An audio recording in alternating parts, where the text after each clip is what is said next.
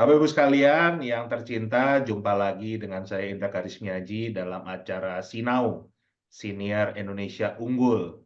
Kali ini narasumber kita, sahabat saya sesama jubir di Timnas Amin, tapi beliau ini jubir yang lebih ngetop karena paling bisa memojokkan jubir-jubir tim 02 nih, terutama dengan cara membacakan tweet-tweet lamanya jubir 02 yang kontradiksi dengan apa yang mereka sampaikan hari ini. Nah, kita sambut Bang Muhammad Iqbal. Apa kabar, Bang? Halo, Mas Indra. Salam. Baik, Alhamdulillah. Nah, lama juga kita nggak jumpa ya, habis Iya ini. kita berjuang di Timnas sambil menunggu keputusan MK. Nah, akhirnya MK ketok palu nih, yang sebetulnya Ya, banyak dari kita nggak heran sih dengan hasilnya karena dari awal yang bikin masalah kan MK juga nih kan, kita iya, iya. bergantung pada MK ya kayaknya berat lah kan gitu. Nah, tapi gimana nih tanggapan Bang Iqbal sendiri, kemudian juga PKS itu dengan hasil keputusan MK nih gimana, Bang? Ya, bagaimanapun kita harus menerima ya apapun keputusan. Tapi kita harus juga melihat bahwa keputusan MK itu ada 3 hakim yang dissenting opinion, Ya, di mana mereka berpendapat bahwa ada pelanggaran, ada kecurangan. Yang ini tentu saja sebuah prestasi bagi tim hukum Amin ya dan 03, bahwa sebenarnya mereka sudah membuktikan ada kecurangan, tetapi walaupun juri hakim mayoritas mengatakan tidak. Ya, ini yang berbeda dengan pemilu-pemilu sebelumnya yang saya kira menarik untuk kita lihat bahwa ada hakim yang meminta pemilu ulang di beberapa kota-kota besar, provinsi besar. Ada yang mengatakan bansos juga bagian mempengaruhi, berdampak dan terimplikasi kepada pemilih. Dan ini tentu saja menurut saya sebuah catatan penting, catatan kelam dalam pemilu Indonesia, di mana 3 hakim dari 8 hakim mengatakan bahwa telah terjadi kecurangan yang masif. Tapi apapun itu, kita sebagai seorang berpendidikan, negarawan, menjaga demokrasi, kita harus menerima fakta ini, bahwa MK secara keseluruhan menolak semua gugatan dari 01 dan 03. oke, menarik. Nah, kalau gitu ini pertanyaan banyak orang nih. Jadinya setelah keputusan MK nih, PKS tetap pada posisi oposisi atau bakalan gabung nih dengan koalisi pemerintah? Ya, sampai saat ini PKS tetap istiqomah, tetap timbul tenggelam bersama rakyat ya, dari awal 2 periode bahkan sampai akhir periode, kami saat ini masih tetap konsisten berada di luar pemerintah. Dan saat ini juga kita melihat bahwa teman-teman di PKS belum ada gelagat-gelagat untuk melakukan manuver-manuver, karena kami ingin menuntaskan pemilu dan juga pada periode pemerintahan kali ini.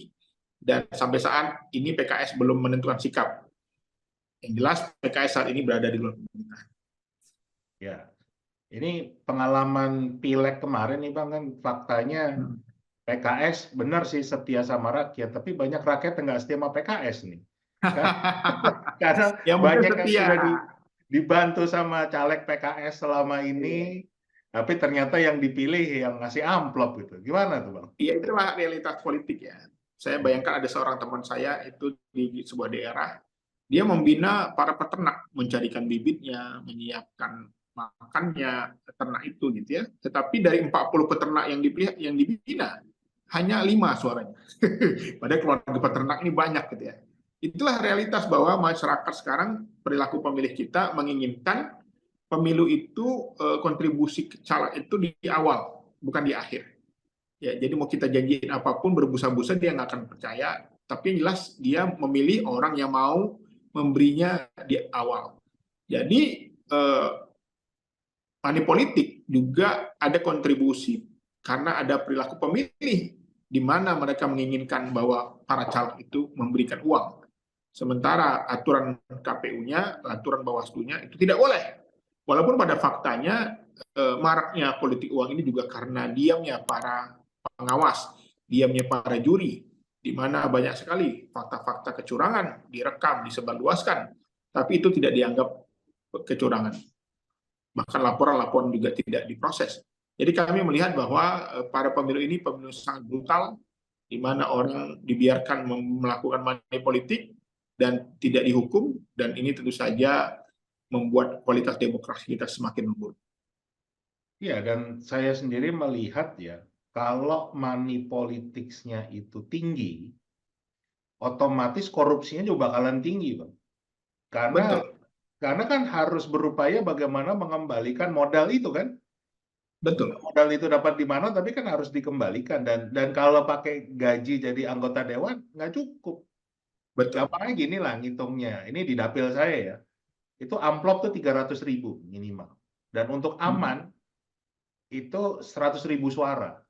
Kalau kata Ya, Gus Romi harus 3 kali lipat, jadi harus nyebar 300.000 amplop. Berarti kan ya, 300.000 kali 300.000 ini udah 90 M. Padahal gaji jadi anggota DPR cuma 6 M 5 tahun. iya, iya. Nutupnya dari Ya, mana coba? ya itulah realitas ya. Karena terjadi banyak pembiaran, seolah-olah terjadi pembiaran, maka akhirnya orang menganggap udah. Eh, ada seorang teman saya yang dia itu suaranya sampai ratusan ribu, saya tanya apa strateginya. Saya kira dia ya awalnya dibilang ya nongkrong sama masyarakat dengar, ternyata dia menyiapkan amplop yang sangat banyak, dan ini tentu saja eh, ini sudah menjadi budaya, dianggap biasa, tidak salah ya. Dan tentu saja ke depan eh, apa yang terjadi pada yang dilakukan eh, orang-orang kontestan saat ini itu akan dianggap biasa ke depannya. Makanya kita akan menghadapi pilkada, ini juga akan berdampak kepada perilaku pemilih.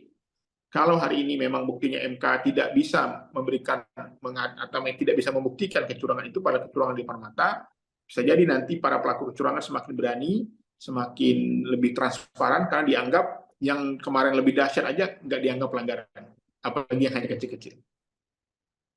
Dan dalam waktu berapa bulan kita akan menghadapi pilkada. Ya, Ini kelihatannya bakalan lebih brutal lagi dari pilpres pileg atau gimana nih, dengan rakyat sudah dibiasakan tadi dengan amplop-amplop, dengan politik uang, dengan bansos, yang bahkan dikatakan bansos itu ternyata bukan pelanggaran ya kan gitu, tidak ada, ya. padahal semua orang melihat ya faktanya dipolitisir kan begitu. Ya Gimana? nanti akan dianggap biasa, sudah dianggap menjadi bagian budaya, bagian dari tradisi yang tentu saja akan merusak citra demokrasi kita. Karena memang di tengah isu yang pemerintah mengatakan kemiskinan menurun, pengangguran menurun, tetapi bansosnya naik gitu. Ini kan sesuatu akal-akalan menurut saya ya, yang tidak konsisten. Harusnya kalau pengangguran berkurang, kemiskinan berkurang, harusnya bansosnya berkurang. Ya, lalu ada mengatakan El Nino katanya. Wah, padahal El Nino terjadi sangat dahsyat di 2015, tapi anggarannya tidak sebesar yang terjadi sekarang. Jadi semua sebenarnya bantahan-bantahan itu sudah jelas kita praktekkan di media-media. Tapi lagi-lagi kita berharap keadilan itu akan mencari jalannya sendiri. Ya, oke Bang. Nah, sekarang ini kan tugas di Timnas Amin sudah selesai. Ya, Apa nih sekarang terus Bang Ibal, apa langkah-langkahnya mau kemana nih? Kita boleh tahu dong, di spill nih. ya memang efek dari pilpres ini sebagai juru bicara tentu saja kita mendapatkan efek di mana kita punya pengalaman, kita punya jaringan, ya, dan juga berdampak kepada popularitas ternyata. Ketika Oke. saya kemarin pulang ke kampung halaman di Sumatera Barat, ternyata orang Sumatera Barat ini suka menonton debat-debat kita ya, para jubir ya. Dan mereka ternyata sangat melek politik. Jadi pembicaraan di lapau-lapau, di sana namanya di warung-warung ya. Dan ini terus saja menjadi salah satu apa ya perjalanan hidup yang menurut saya penting dalam sejarah kita menegakkan demokrasi ini. Dan kebetulan teman-teman di sana juga sedang mencari sosok calon wali kota di Kota Padang di Sumatera Barat. Karena orang tua saya juga dari Sumatera Barat, khususnya dari Pariaman, dan di Kota Padang ini banyak orang yang juga berasal dari Pariaman, tentu saja teman-teman juga berharap saya juga akan bisa maju, dan memang sudah coba-coba mengenalkan diri, sosialisasi memang luar biasa. Sambutan para pendukung Amin ini di Sumatera Barat, karena Amin ini menangnya hampir 70% ya di Ya, Sumatera Barat, dan hampir 60 sampai 70, antara 60 atau 70%. Dan ini tentu saja sebuah momen menurut saya yang penting bagi kita para jubir untuk bagaimana memulai apa yang kita ketahui interaksi dengan Mas Anies ya, dengan Caimin ya, sebagai mencoba mengimplementasikannya dalam konsep yang lebih bawah, yang dari bawah, yaitu di level daerah. Mudah-mudahan bisa sampai ke pentas nasional. oke. Nah, pertanyaan saya nih, kalau memang mau maju di pilkada, kan Sumatera Barat banyak daerah, termasuk Pariaman sendiri kan. Kenapa milihnya Kota Padang nih? Ya, Kota Padang ini adalah barometer kota di Sumatera ya, bukan hanya di Sumatera Barat ya. Karena Padang ini sungguh indah. Mungkin Mas Indra beberapa kali ke sana, makannya enak-enak, Wah, pantainya bagus, sungainya keren, bersih-bersih ya. Dan kemudian oke. juga masyarakatnya berpendidikan, apa namanya, kota pendidikan, di situ ada UNAD, ada UNP, ada banyak pesantren ya. Jadi saya terpanggil selaku anak putra Minangkabau ya, anak orang Minang, para yang lahir di rantau, untuk kembali pulang ke kampung halaman untuk bisa mewujudkan maju kotanya, bahagia warganya. Wah, ini ininya Anies Baswedan banget nih, apa? Tapi gini, bicara Kota Padang nih ya, banyak masyarakat Indonesia yang tidak tahu kalau Kota Padang itu sebetulnya kota yang sangat majemuk. Betul, betul. Komunitas Tionghoanya besar di daerah Pondok Betul. situ, komunitas Ya, Kristen, komunitas dari Katolik dan Nias ya, lain-lain. dari Sumatera Utara juga banyak itu. Nah, gitu. Tapi kan orang selalu melihatnya, oh Sumatera Barat, Kota Padang tuh hanya apa yang homogen saja. Nah, apa nih Ya, kiat-kiatnya Bang Iqbal untuk bagaimana menjaga persatuan, bagaimana menjaga kerukunan, karena Padang itu selama ini saya lihat memang kota yang sangat rukun ya, walaupun ya, berbagai betul. macam etnis ada di sana, tapi nggak pernah ada apa ya konflik yang seperti itu. Kiat-kiatnya apa nih, Bang Iqbal? Ya, karena memang di Minang itu kan terkenal orang yang merantau, dan orang merantau di Minang itu punya prinsip-prinsip. Di mana bumi dipijak, di situ langit dijunjung, ya kan? Kemana kita pergi, induk semang dulu dicari.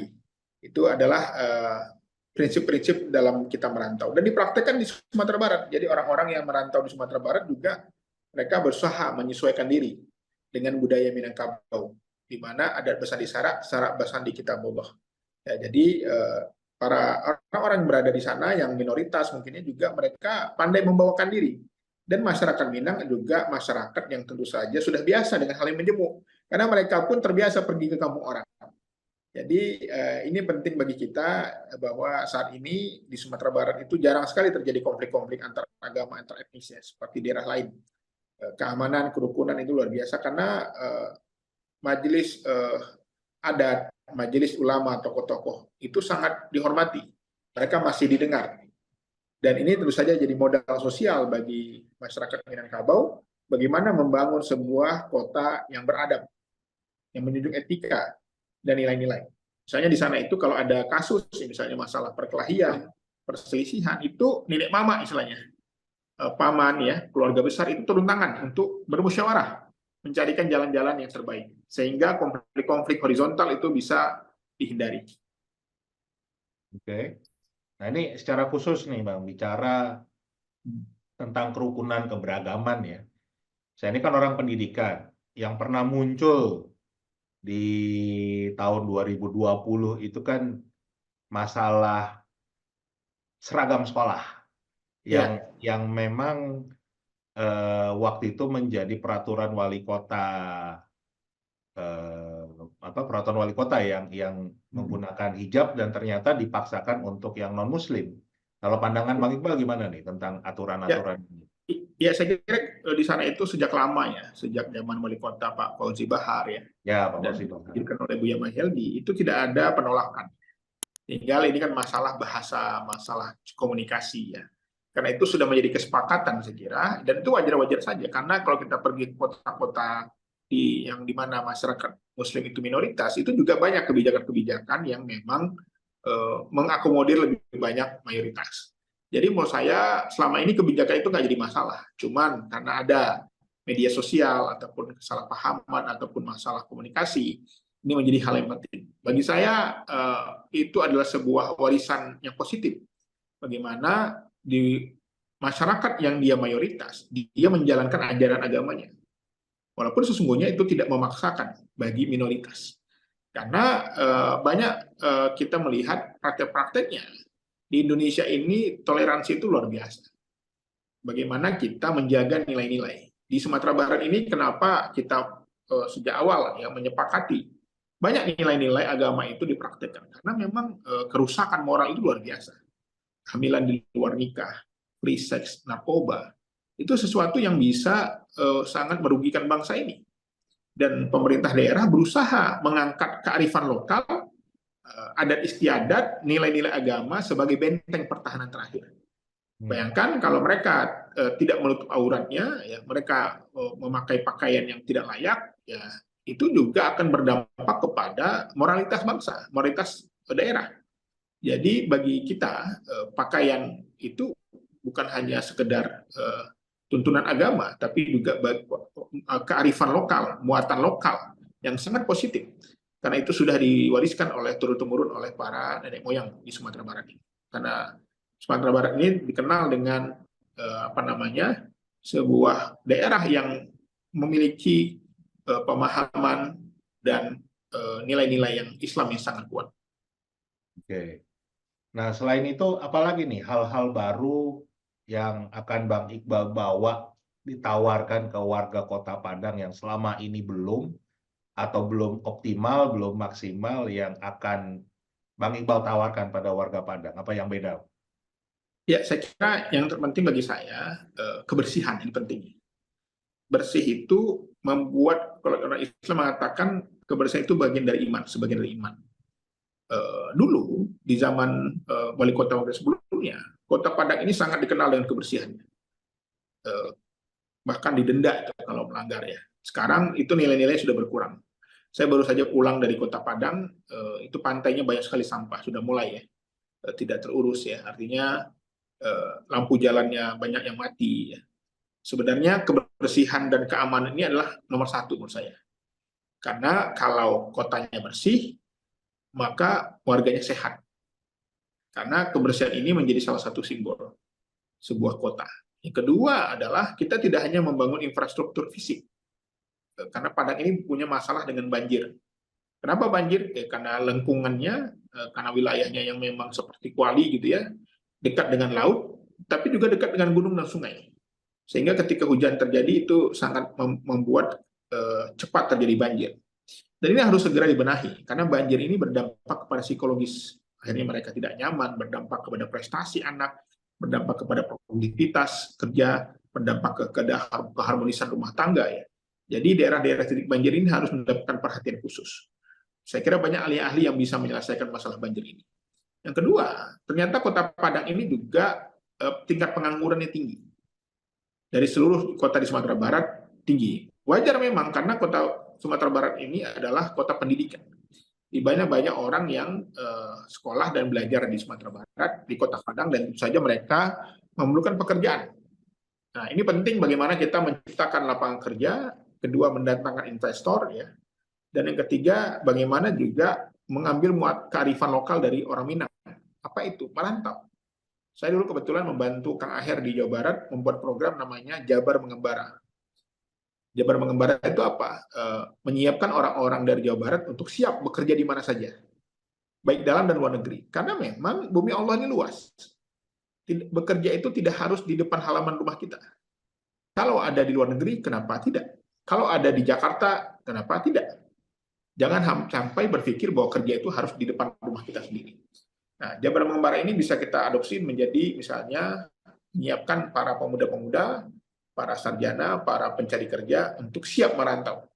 Dengan networking, dengan jaringan program-program ini bisa, bahkan sampai ke luar negeri. Ya, ini memang modalnya orang Minang. Tinggal bagaimana membangkitkan budaya ini lagi, ya menjadi karena merantau ini sebuah pola yang terjadi turun-temurun. Saya sejak SMP sudah merantau. Saya lulus SMP saya merantau ke Aceh, ikut om saya sekolah di sana. Terus lulus SMA ke Jakarta selama 4 tahun. Selama 4 tahun saya merantau lagi ke Kuala Lumpur selama 7 tahun. Terus saya pernah juga bermukim di Singapura, pernah bermukim juga di Arab Saudi. Terus keliling, mengikuti pendidikan di Italia, di China. Semuanya kita lakukan karena mental yang kuat. Jadi budaya merantau ini harus menjadi salah satu pola yang kita bisa lakukan untuk meningkatkan kompetensi dan juga bisa mengurangi pengangguran. Oke, menarik sekali. Nah, tadi bicara tentang Kota Padang sebagai kota pendidikan. Kebetulan nih, Bang, 3 tahun terakhir nih saya melatih sekitar 800 guru SD di Kota Padang. Jadi memang ternyata ada beberapa guru yang sudah 20 tahun ngajar, belum pernah dilatih sama sekali. Ya. Jadi kepedulian dalam arti pemerintah kota untuk bicara kualitas guru nih masih minim. Betul. Jadi itu yang berdampak pada kualitas pendidikan kan, karena memang guru-guru kita ini ibarat pisau itu jarang diasah, Bang. Jadi yang tadi awalnya mungkin Betul. tajam, kalau dipakai terus nggak pernah diasah kan jadinya tumpul juga. Iya. Nah, itu salah satu hal yang mungkin saya nitip nih untuk memperkuat Kota Padang sebagai kota pendidikan, pendidiknya jangan dilupakan. Jadi nggak cuma bicara masalah kesejahteraan ya, kesejahteraan juga penting, tapi juga tadi memastikan pisaunya itu terasah. Jadi butuh ada Ya. kepedulian pemerintah kota, guru-guru ini tiap tahun itu ada pelatihan yang mumpuni. Jadi nggak cuma sekedar ya seadanya aja, tapi betul-betul diperkuat. Karena kalau kita bicara orang Minang pintar-pintar, Bang. Tapi kalau nggak diasah kan jadi tumpul gitu. Nah itu yang mungkin titipan saya di bicara pendidikan. Gitu Oke, ya. siap. Insya Allah kita tampung.